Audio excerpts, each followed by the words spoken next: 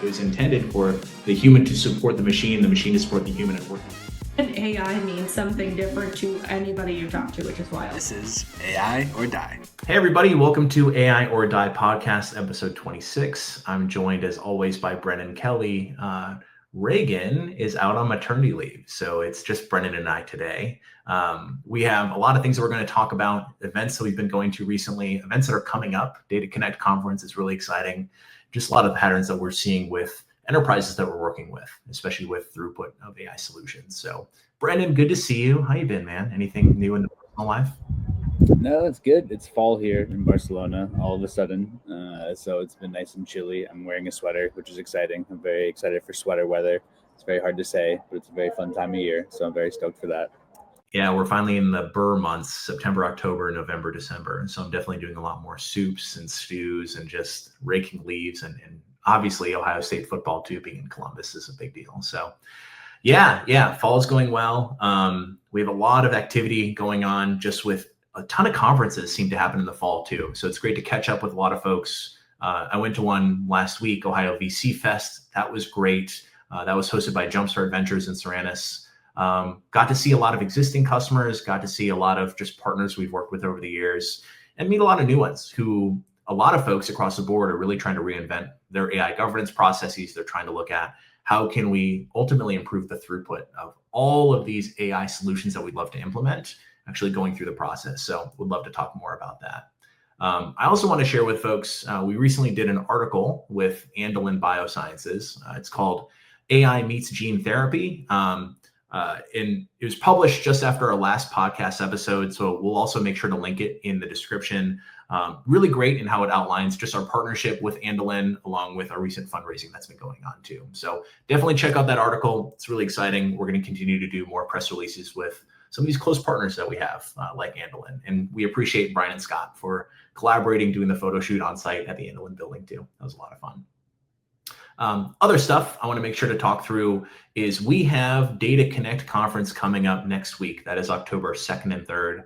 I'll be there. Some other folks from the Align AI team will be there as well. We're really excited. We are going to have a booth there in partnership with Birchworks. It'll be a lot like Ohio VC Fest in that we have a lot of existing customers that'll be there, sponsoring the event, attending the event. A ton of people from Columbus and just the Midwest area show out. And even folks from the coast, New York and California also fly out often for the event too. So we're excited to be there. It's going to be awesome. Please be sure to find me or check out our booth if you're attending as well too. We're going to have a whole new setup. We've been really doing a lot of updates to demos of the product, our product brochure, and a lot of our messaging as well that we're going to be debuting at the conference. Brendan, I wish you could make it, but just flights from Barcelona just weren't feasible, but it'll be good. Cool. So those are key events happening recently and coming up. Brendan, I know you've been working through a bit of an operating model blog. This is all kind of relevant to what we're talking with large enterprises about, which is that operating model. Oftentimes those handshakes between the development team, the engineering teams, the governance teams, everything that needs to happen along the entire life cycle of an AI solution. Brendan, I know this is still something that is under wraps in work, but progressing along nicely. Would you mind just giving a bit of a tee up to listeners just around what's the focus of that blog and what you're kind of uncovering as you draft it up? Yeah, definitely. I think it all really started back when Reagan and I were deploying models with the banks many years ago. And we realized that as they were figuring out the technology side, they were also trying to figure out like, what's the life cycle that this model will go through? Like, how do we move it from dev to UAT to production? Who needs to approve it? Where, when? So this is something we've been working on with many different customers and different verticals along the years.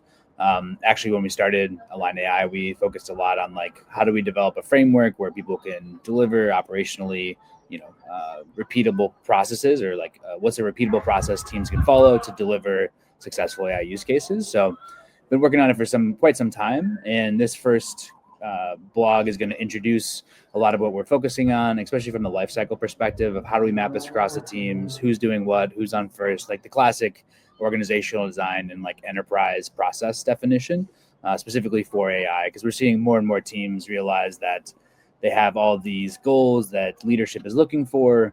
They have all these new kind of hoops and ladders or new ways of working with AI. And so they need to kind of chart the path in order to optimize it to get more models into production, get more value from what they're doing. So we've been spending a lot more time with customers on that recently. Yeah, it really comes back to that question that we pose and that a lot of teams come to us with, which is like, what value have you delivered with AI recently, right? And it's an ongoing kind of delivery model that you need to set up. So it can be a scaled kind of factory inside of your org, whether you're building or buying internally. And there's so many hurdles that we see just from pure human collaboration and just like integrating not just tools that they're using, but also just processes and just documentation together as well. And all of the boards and committees and approval bodies that you need to go through too. So excited to see that come out. Any other kind of like aha moments that you've had just going through it around what may be stopping a lot of folks? I think it's that connection of processes. I think it's that understanding who needs what and when and collecting all the proper requirements up front. But any other kind of tidbits that you'd be willing to share today?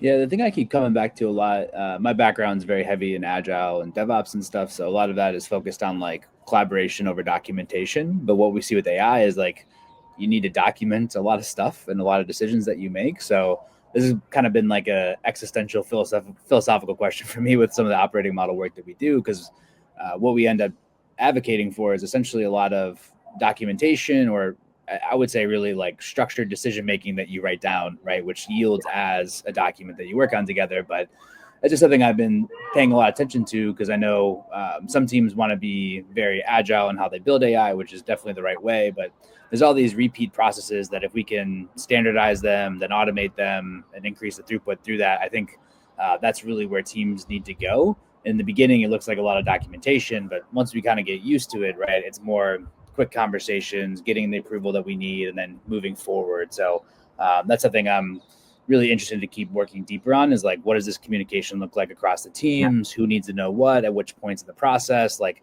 that's a lot of this work that we're mapping out and how that kind of comes together with teams that we work with.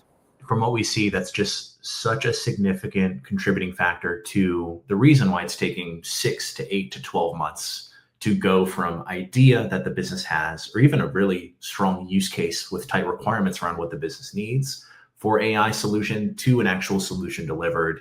Even if they go the buy route, it's still all of this back and forth, all of this communication, just even giving updates back to the business around where their idea is at along the life cycle of approvals and development and testing is such an administrative burden. A lot of these teams who have been formed as maybe AI COEs or AI operating councils just don't have the time themselves, let alone the time from each of the stakeholders needed to actually approve this stuff and move it along.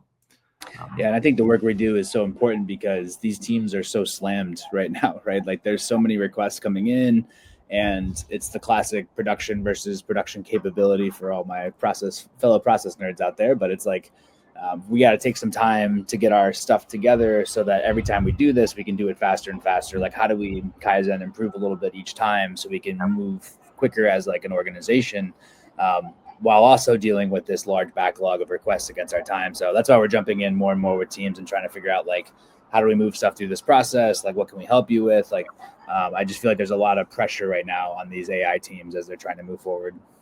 And that's where these like centers of excellence, as they're being stood up, I mean, it's a great motion. It's very common. So if you're listening in and you're just standing up your AI center of excellence today, or like your informal body of leaders that represents data science and AI, that represents governance, that represents ultimately the business and the portfolio of all the ideas that are coming in, the teams we talk to recognize that this AI COE is a bit of a get it off the ground and get the machine moving, but it's not like a thing that should live on forever. Like everybody has their full-time jobs. It's necessary today, but we see a parallel future with a lot of our customers in that eventually the COE should just get embedded into, we think, the Align AI platform, but like ultimately processes that are embedded in each of the business areas to ultimately run and do this. And that's what they mean when they say at scale. It shouldn't continue to be the central body as a bit of a bottleneck that everything needs to go through. And I think we'll just see more and more where like the business is enabled and empowered, and the LOBs have like the resources that they need to be able to build and ship these solutions, because they have so much more of like the data knowledge, the process knowledge. They just really need to become more familiar and comfortable with the AI side. And then I think we'll see like a massive uptick in the overall value that's being delivered with AI as it gets deeper embedded into the business itself. And just zooming out a bit, because I think about like we get to see this across financial services and manufacturing and healthcare and hospital systems, all with a very similar goal to drive throughput, but different approaches, especially in the healthcare systems being much more focused on the buy lane, the leveraging existing vendors that they have inside of there today, like Epic, like ServiceNow, versus more the financial services and even manufacturing, which is a little bit more in-house data science abilities to actually build and kind of find that balance, even within the financial services and the banks that aren't the massive worldwide banks, but more the regional banks, and how they strike that balance around the actual solutions that they decide on building as a differentiator versus bringing in from a vendor, and ultimately how things all need to fall into that process of still gathering the requirements. It's the same pains, even though it's different solution lanes that the ideas end up going down. Yeah, so with that, I think that's super fascinating. Cannot wait to see more about that op model blog once it gets deployed. We'll definitely let everybody know when we're able to get that out and give you guys a link to go and check that out too. Another thing that I thought would be relevant, just while we're together today, Brendan, is talking through this whole throughput, this time frame, because a lot of the orgs we're working with, they're trying to tighten up their SLAs, especially in working with the business around going from idea that's prioritized, sure. And once it gets through that prioritization lane, once it hits kind of that metaphorical conveyor belt of like it's an approved idea, now it actually needs to get deployed, looking at how long it's taking today. The problem that we've really centered ourselves around, which is this stuff is taking 9 months on average as a bit of a benchmark. The top for performers are able to do this in 90 days. Like we kind of wake up every single day thinking about how to improve that and how our software helps shorten that, obviously. But I think it's just so fascinating to see how everybody recognizes it should go more quickly, but it's still this ambiguity in defining policies and how actually things run and the simple handshakes that need to happen between teams to pass it on to. So just to say for folks, if you're listening in, would love to hear, let us know your average throughput, what you're seeing. We see from our experience, oftentimes 6 to 8 to 12 months in terms of going through that common thread of business has an idea to a solution delivered. Let us know if anybody out there outside of like the tech native startups have hit a tighter SLA, like something like 90 days or even shorter too. Yeah, I think this is so critical, right? Not only because you can deliver faster and get the results back to the customer, you can hit them also like in their strategic timing, right? Because a lot of times these things are important now, not in 9 months, right? Like a lot of times we're trying to solve problems we experience today. Like maybe that solves for some of the adoption problems people see too. Once we get it in production, like people don't use it. It's like, oh yeah, I wanted that thing 9 months ago, right? So I think that's a really critical piece. I also just think a lot about like NVIDIA's story as a company is that they were able to compress their development cycles in half, I think, relative to their competitors. And that's why they won, right? And like, look at NVIDIA now, right? So it's like, if you can do this very fast iteration, not only do you make your customers happy, hit them where they need, like hit them when they need it basically, but you also have the ability to then quickly iterate and adapt to those needs or really be much more useful to the business side to be able to like react and update what you're working on. And I'd say this is on top of that enablement lane that most enterprises are working on too. Let's continue to enable folks to build their own GPTs, to build their own co-pilots, to use their own business-facing tools to create light automations or agents to serve their space. That'll certainly be evolving and growing. This is those more in-depth, high user projects on top of that are either going through internal build with the data science teams or even onboarding a vendor to provide a solution for that too. It's interesting though how all of this is starting to branch out, especially as agentic becomes such a relevant topic of conversation among these enterprises around if we see a future in the next 1 to 2 years where either folks are self-developing agents or we're bringing in vendor-provided agents or developing our own. What is our way to continue to roll those out, adapt those, update those, and keep tabs on all of the solutions that have been deployed? Thinking about AI tools, AI models, AI agents, and Gen AI, solutions that have been deployed on the business side of things too. What we're finding is just like that centralized inventory, although it does live across different source systems in GRC and project management as that system of record, we're finding there's still a significant gap that Align AI is providing value in, which is like that system of reference for some, and then system of record for the gaps of data that's just not collected outside of use cases up front like Align AI is too. I'd love to unpack that more with you, Brendan, around the thought of all of the different source systems, the types of solutions and centralizing that inventory, and just that parity of like system of record versus system of reference. Yeah, definitely. I think it's interesting because there's so much additional AI out there now, right? So that's always been the problem is like, where's it at? Like the fear around shadow AI, people using, things we're not aware of that are making critical business decisions or that are critical to how we're operating even as a business, right? Just or from an infosec perspective, like there's so many dimensions or angles into like the simple question of like what AI is in our organization, right? Like there's the model risk management from a regulation perspective, there's the data leakage infosec concerns, there's like the value attribution piece from finance. So there's just all these different lenses into it. And we see so many different sources of kind of like record around things like Unity Catalog and Databricks, or we're using for all of our technical metadata from an operational data science development perspective. There's other Archer is a very common one for the model risk management team that's trying to look into like, how do I show regulators what we're using that's making critical decisions from a financial perspective, right? There's all these different teams that have their kind of view into it. And so what we're helping some teams do is put like over top of this, here is the central view across these different areas, and creating that cross linkage, especially from like a business context first perspective of like what is the business trying to do, and then where is that solution kind of living, or what's the footprint through these various lenses of where it's kind of sitting inside the organization. Because right now it's hard, and then with the rise of agentic, with millions of agents, the classic like Microsoft has millions of agents. Like when we think about a bank having millions of agents, that's a whole different blood pressure change when you think about it, right? So I think that's where we're going to see even more and more of this, like, how do we understand what's out there? How do we track where it's at? And we're kind of going through the easier mode now, and then it will become much harder as we see agentic rise up. Especially in financial services. I was reading a Forbes article about this. It was referred to as like zero ops to next gen intelligent operations. I'll link in the description, but like financial services are moving particularly quickly towards how can we leverage agents for such the high repeatability of processes that we have inside of our functions in financial services, and being very data rich and being very quant heavy in terms of the skill sets inside of the organization too. That's why we're seeing a ton of progress just in terms of financial services moving so quickly, and us working to support that vertical specifically is because they're so primed to really leverage agentic faster than a lot of other industries that are out there too. It's honestly, really fascinating, just the possibilities and a lot of the foundation that has just been built from a data quality standpoint to build that up. I was just thinking to myself, we need like another blank ops buzzword. So I'm glad zero ops is the next iteration for the industry.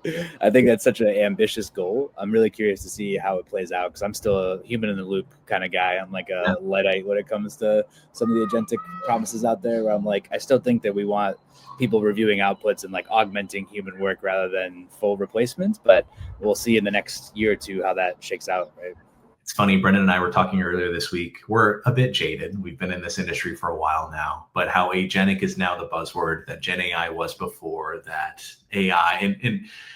We see a lot of initiatives and projects just getting tagged as agentic now that have already been in work. Just so a lot of orgs can say like, hey, we're doing agentic, we're doing that in some ways. But one thing that is very real, I will say, is just that the leadership from the top is talking about this very seriously across industries who we're talking to around like that workforce. I know we brought this up in a prior podcast episode like a year ago, but like managing that workforce of agents, how to think about training them, how to be that human in the loop as a manager, as we think ahead to serious transformation of our operations. Like that's what we all see coming, our side on the startup side and enterprises too, is just the transformative nature that all of this is going to be, just as it keeps stepping up in terms of its abilities.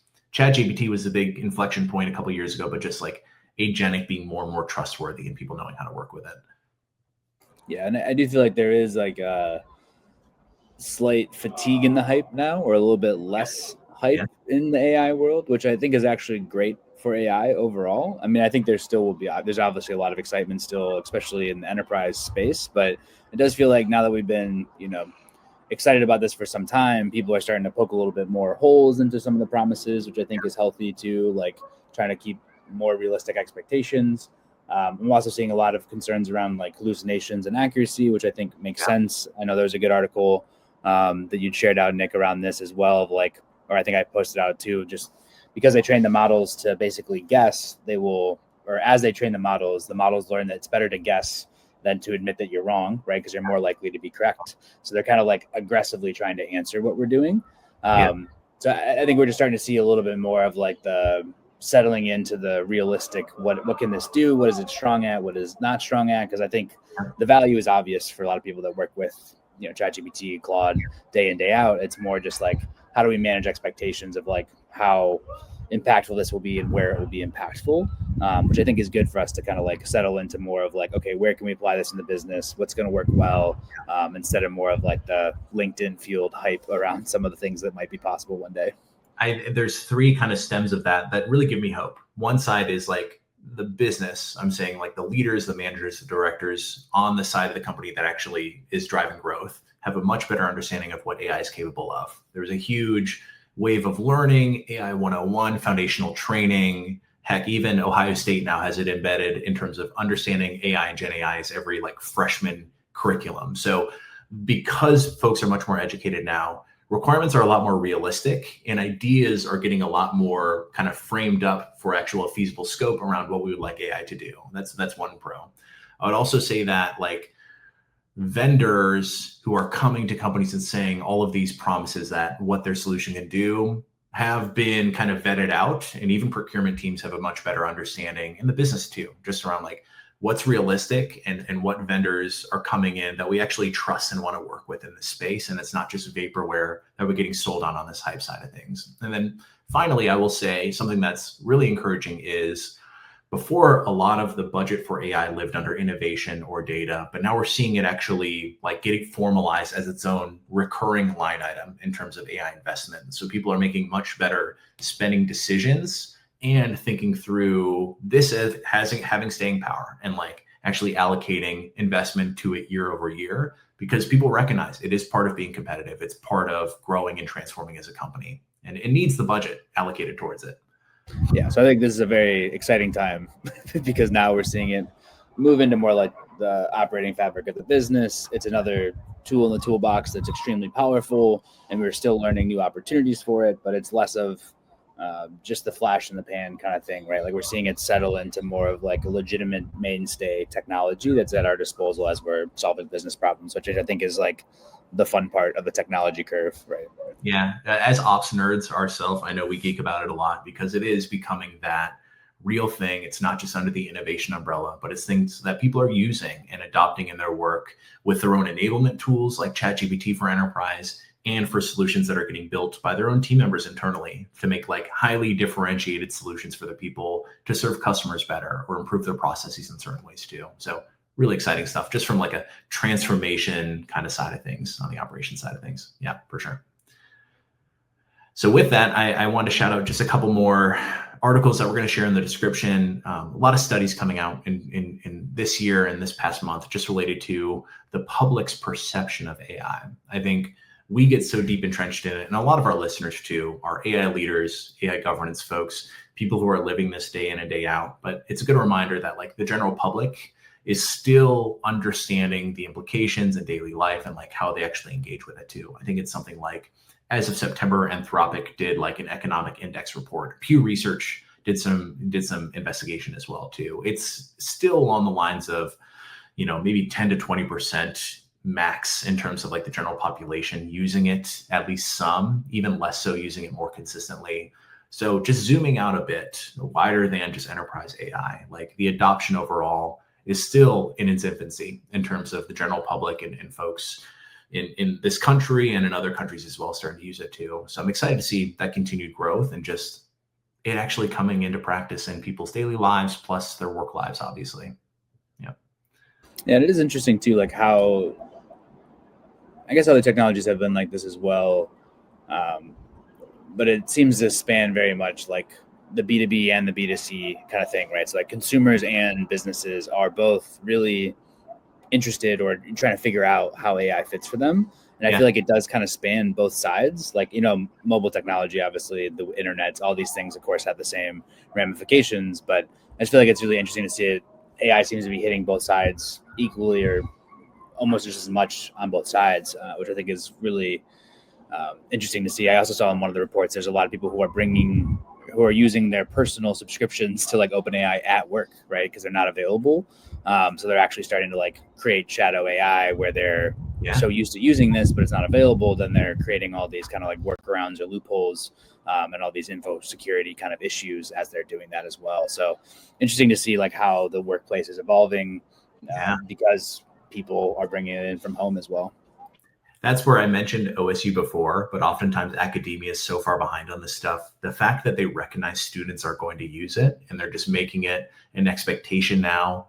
I'm sure that was a whole lift to get professors on board for that. A lot of chief information security officers and chief data officers recognize that too. They're like, we can say no for our own enterprise, but if people are getting value from it, which they obviously are, they're just going to have it on their personal device, which creates even greater risk than providing those guardrails too. So it's that classic. Finally, there's a lot of traction around people getting value from these very powerful tools with GPT-5 now getting rolled out. It's less about yes or no, are we going to use it? More about how can we guide them to use it properly and not introduce risk and let them work. People want to be more productive. They want to free up their time for more interesting thoughts and just ways to be more strategic in their stuff. So like, why not let them as opposed to blocking it off like a lot of orgs were doing even 1 to 2 years ago. All good conversation, guys. I want to take a point to just to start to think about like the next episode and the wrap up. We want to do another QA coming up. We're going to have an additional guest join in the next episode too, but we want to make sure to get a quick episode in this week as the DCC is coming up. And there's just a lot of thoughts that Brendan and I have had just related to throughput and value and delivering valuable AI inside of these organizations too. So this is a shorter episode this week, guys, but thank you so much for listening in. This was episode 26 of AI or Die. We're going to get this posted on our website and our socials. Definitely give us a listen wherever you listen to your podcasts, Spotify, Apple Music, wherever. Thanks for listening, everybody. Hope you have a good rest of your day, and we'll see you on the next one. Hey, everybody. Thanks again for watching or listening to AI or Die. Remember to listen or die on any of the podcast platforms, and make sure to subscribe or die by visiting us at getalineai.com. We will see you on the next episode.